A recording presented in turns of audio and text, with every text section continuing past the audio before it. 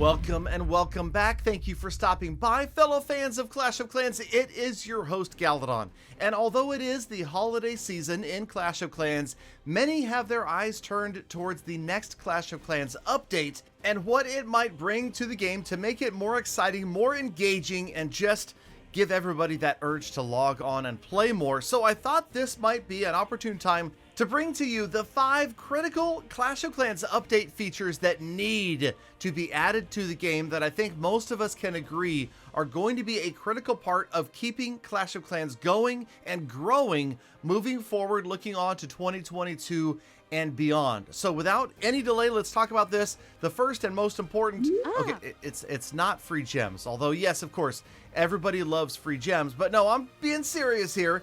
And we're talking about, as we are looking ahead to Town Hall 15 in the future, there is going to be increasing player friction.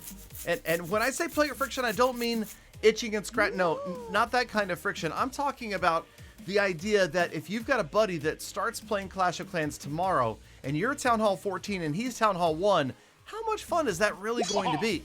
How much of a resistance is that, or friction, to keep that player going so that they actually stick around and try to level up? And that can be a problem. This is something, actually the word friction came from Supercell employees who talked about this and saw that it is already an issue and it's just going to become more of an issue in the future. What can be done? Well, obviously, discounts, right? I mean, we've got so many levels of walls, such expense and time being spent to upgrade that, yes, while that is a big part of the game, it also is something that turns players off if it's too long. So is it time to maybe reduce some of the costs and upgrades, or is it time to allow players, like I talked about in the past, to pass some of the Town Hall?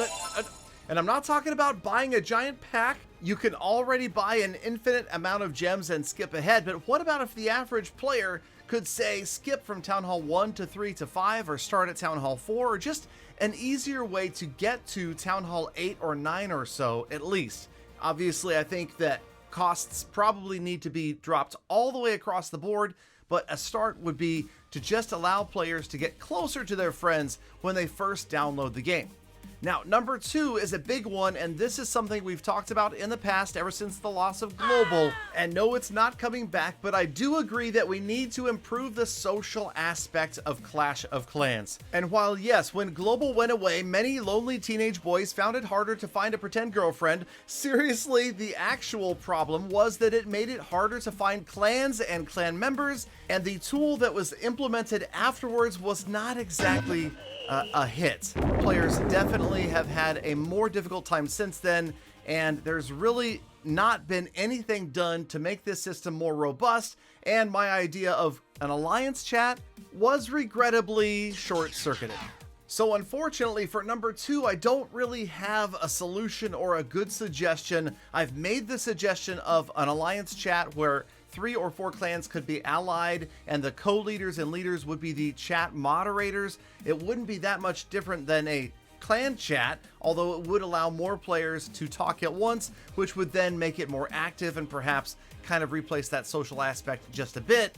But again, this is maybe something that you guys could let me know down in the comments if you had an idea, and perhaps I can put it in a future episode, because I am always listening to you guys, because you guys drive the channel. You really do. I listen to your comments, and I appreciate you that use code Galadon, because it is a great help to the channel as well. I try not to mention it too much, but don't forget, every 7 days, got to put that creator code back in. Check the little C in the top right. If it doesn't have a green check next to it, that means you're not supporting any creator, and that makes all Clash creators sad. And any creator code is better than no creator code, as long as you don't try to type in Peter $17. No, actually that will not work. Okay, let's move on to number 3. And this is kind of a broad topic, but I want to talk about the idea of adding a new game mode to Clash of Clans. And I don't specifically mean like the builder base, more like a new feature that most or all players could become involved with, kind of like clan games. That was a big one that helped out. A lot of players are excited about clan games every time it comes around,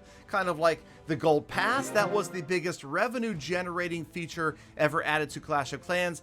And then, of course, CWL. That obviously has been a huge success. Players very excited about CWL as well. So what about, I've talked about this before, a clan base that players put together that other clans attack. Or maybe it's an NPC style base that requires multiple clan members to attack. Something along those lines. It's been shot down in the past because it's too similar to Boom Beach, but I still think that that is something that could get players excited once again about Clash and would have a much more positive impact than simply adding new defenses, walls, troops, spells, siege machines, or town hall levels. All right, moving on to number 4, and this is a big shift in gears, but let's talk about the need for more diversity.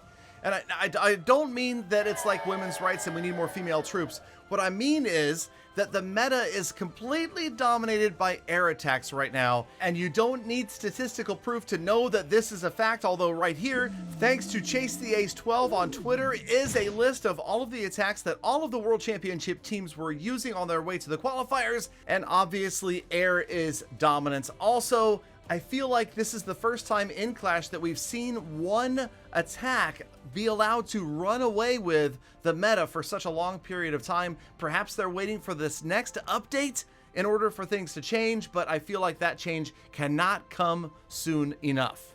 And finally, we move on to the number 5 critical Clash of Clans update feature that we need to see in the near future, and it is 2 words: builder base. Right? I mean, come on, they've got to do something with the builder base, and I don't mean necessarily delete it completely, but yeah, it's not exactly excitement packed over there. It's an abandoned game mode, right? And it does speak to the argument that they have to be careful about what they do, but it has been so long since we've seen an update or any sort of change over there on the builder base side. I feel like it's time that something be done, and I don't necessarily mean adding Builder Hall 10 either, because like I said in the home village, simply adding levels and troops and defenses and walls and heroes is not going to make the game more exciting or more fun or more engaging to play. We need a bigger change, and perhaps that means tying the builder base somehow back to the home village, perhaps adding perks to the home village for players that upgrade, much like the 6th builder, but even more important, like defense upgrades or hero upgrades to your home village. I don't know.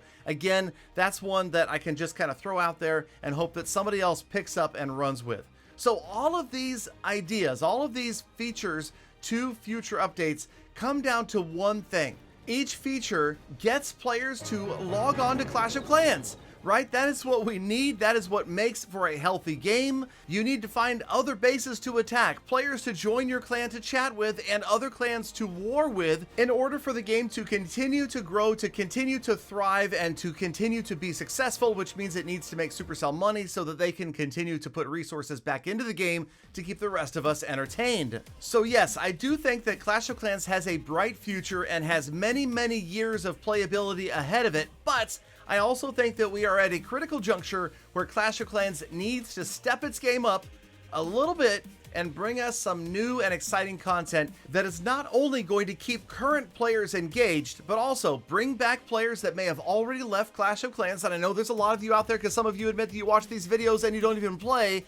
And of course, get those brand new players to download Clash of Clans for the very first time. So if you guys have reasonable ideas that you would like heard by the Supercell Clash of Clans team, please leave them down in the comments. And no, don't talk about the recircular because yes, that's already been shot down, even though it's one of the best ideas of all time. But I think we can all agree on one thing, and that is that we love Clash of Clans and we want this game to continue to grow and entertain us for years and years to come. Heck, before you know it, it will be the 10th anniversary of Clash of Clans. Can we get to 15? Could we do 20? I think so, and it's going to be thanks to you, fellow fans of Clash of Clans, the true hashtag Galafam. Thank you for sticking around all the way to the end of the episode. You know that I love, think about, and appreciate every single one of you every single day, so get out there and make the best of the rest of your day. Be kind to other people, animals, and the planet, and I will see you back here again tomorrow for Waffle Talks.